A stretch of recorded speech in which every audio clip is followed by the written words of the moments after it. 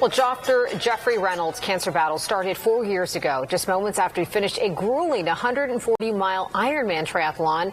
Routine testing found 2 separate malignancies, one needing aggressive treatment, and he says his athletic training was his secret weapon in his fight for survival.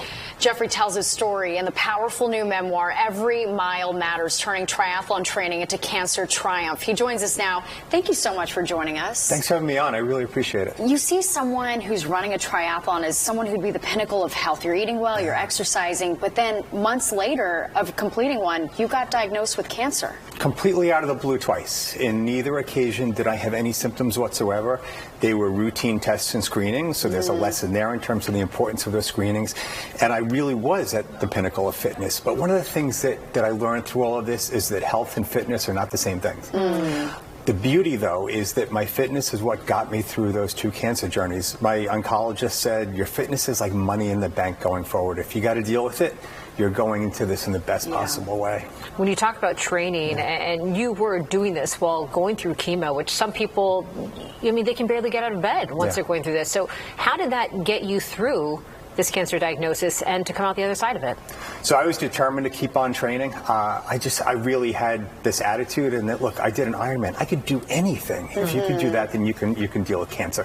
And so I found that the more I exercised, the better I felt. The mornings that were a little bit slower, I felt more nauseous. I felt more symptoms. I felt more down and depressed.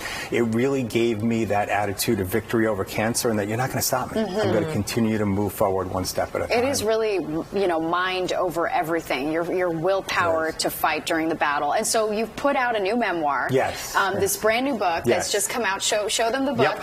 And I love your title, Every Mile Matters. So talk to us about writing this, and it was therapeutic for you, I imagine, too. It was. I started writing it during chemo, and I'll tell you, as I put it together, there were things that I had to work out for myself. The chapter on spirituality, for example, took a long time, because once you're faced with 2 successive cancer diagnoses, and hearing those words changes everything. You have cancer, changes everything.